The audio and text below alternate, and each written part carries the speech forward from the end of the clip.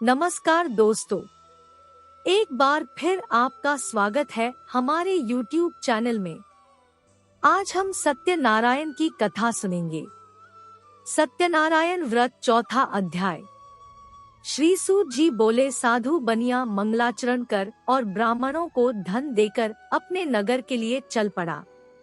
साधु के कुछ दूर जाने पर भगवान सत्यनारायण की उसकी सत्यता की परीक्षा के विषय में जिज्ञासा हुई। साधु, तुम्हारी नाव में क्या भरा है? तब धन के मद में चूर दोनों महाजनों ने अवहेलना पूर्वक हंसते हुए कहा, दंडी सन्यासी, क्यों पूछ रहे हो? क्या कुछ मुद्रा लेने की इच्छा है? हमारी नाव में तो लता और पत्ते आदि भरे हैं। ऐसी निष्ठुर वाणी सुनकर बोले, तुम्हारी बात सच हो जाए। ऐसा कहकर दंडी सन्यासी को रूप धारण किए हुए भगवान कुछ दूर जाकर समुद्र के समीप बैठ गए। दंडी के चले जाने पर नित्य क्रिया करने के पश्चात उतराई हुई अर्थात जल में ऊपर की ओर उठी हुई नौका को देखकर साधु अत्यंत आश्चर्य में पड़ गया और नाव में लता और पत्ते आदि देखकर मूर्छित हो पृथ्वी पर गिर पड़ा।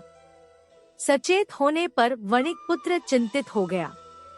तब उसके दामाद ने इस प्रकार कहा, आप शोक क्यों करते हैं? दंडी ने श्राप दे दिया है। इस स्थिति में वे ही चाहे तो सब कुछ कर सकते हैं, इसमें संशय नहीं। आता उन्हीं की शरण में हम चले, वही मन की इच्छा पूर्ण होगी। दामाद की बात सुनकर वह साधु बनिया उनके पास गया और वहां दंडी को देखकर उसने भक्ति पूर्वक उन्हें प्रणाम किया तथा आदर पूर्वक कहने लगा, आपके सम्मुख मैंने जो कुछ कहा है, असत्य भाषण रूप अपराध किया है, आप मेरे उस अपराध को क्षमा करें। ऐसा कहकर बारंबार प्रणाम करके वह महान शोक से व्याकुल हो गया। दंडी ने उसे रोता हुआ देखकर कहा, हे मूर्ख, रो मत, मेरी बात सुनो। मेरी पूजा से उदासीन होने के कारण तथा मेरी आज्ञा से ही तुमने बारंबार दुख प्राप्त किया है। भगवान की ऐसी वाणी सुनकर वह उनकी स्तुति करने लगा। साधु ने कहा, हे प्रभु, यह आश्चर्य की बात है कि आपकी माया से मोहित होने के कारण ब्रह्मा आदि देवता भी आपके गुणों और रूपों को यथावत रूप से नहीं जान पाते। फिर मैं मूर्ख आपकी माया से मोहित होने के कारण कैसे जान सकता हूँ? आप प्रसन्न हो, मैं अपनी धन संपत्ति के अनुसार आपकी पूजा करूँगा।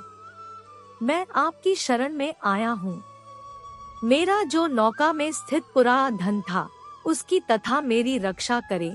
उस बनिया की भक्तियुक्त वाणी सुनकर भगवान जनार्दन संतुष्ट हो गए। भगवान हरि उसे अभीष्ट वर प्रदान करके वहीं अंतर्धान हो गए।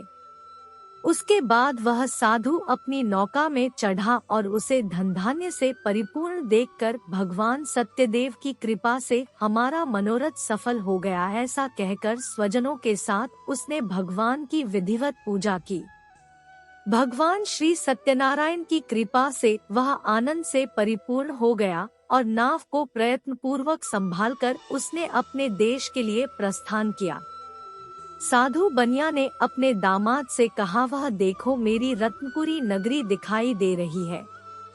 इसके बाद उसने अपने धन के रक्षक दूत को अपने आगमन का समाचार देने के लिए अपनी नगरी में भेजा।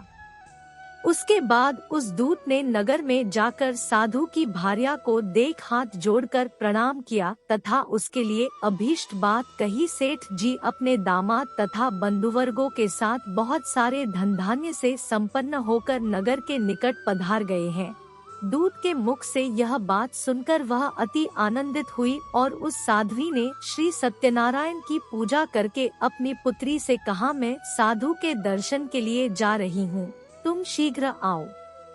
माता का ऐसा वचन सुनकर व्रत को समाप्त करके प्रसाद का परित्याग कर वह कलावती भी अपने पति का दर्शन करने के लिए चल पड़ी।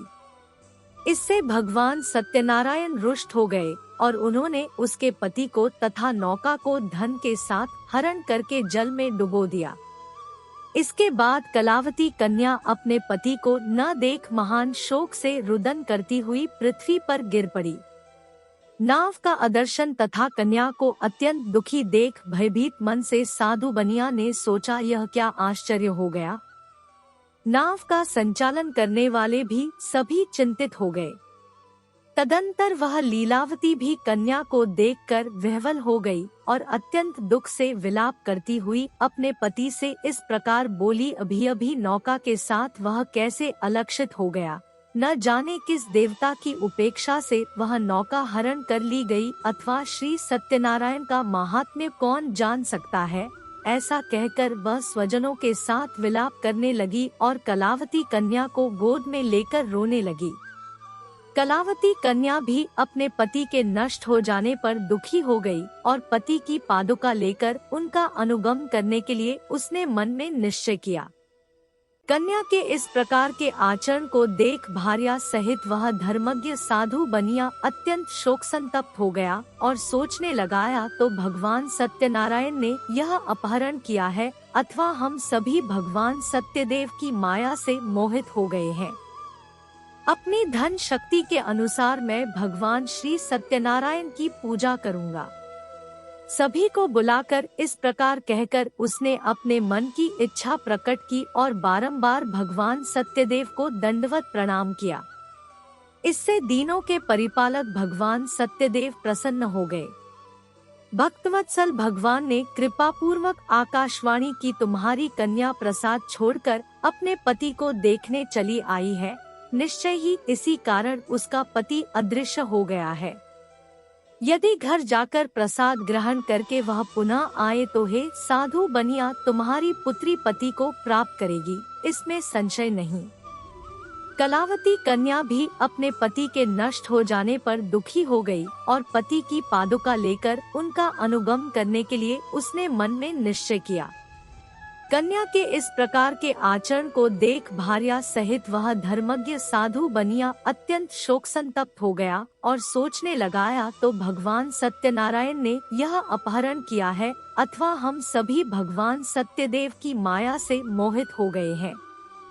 अपनी धन शक्ति के अनुसार मैं भगवान श्री सत्यनारायण की पूजा करूंगा।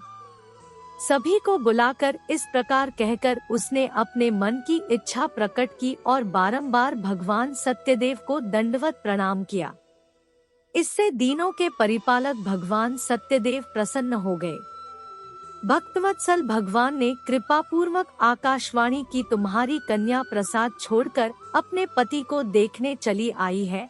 निश्चय ही इसी कारण उसका पति अदृश्य हो गया है। यदि घर जाकर प्रसाद ग्रहण करके वह पुनः आए तो हे साधु बनिया, तुम्हारी पुत्री पति को प्राप्त करेगी, इसमें संशय नहीं।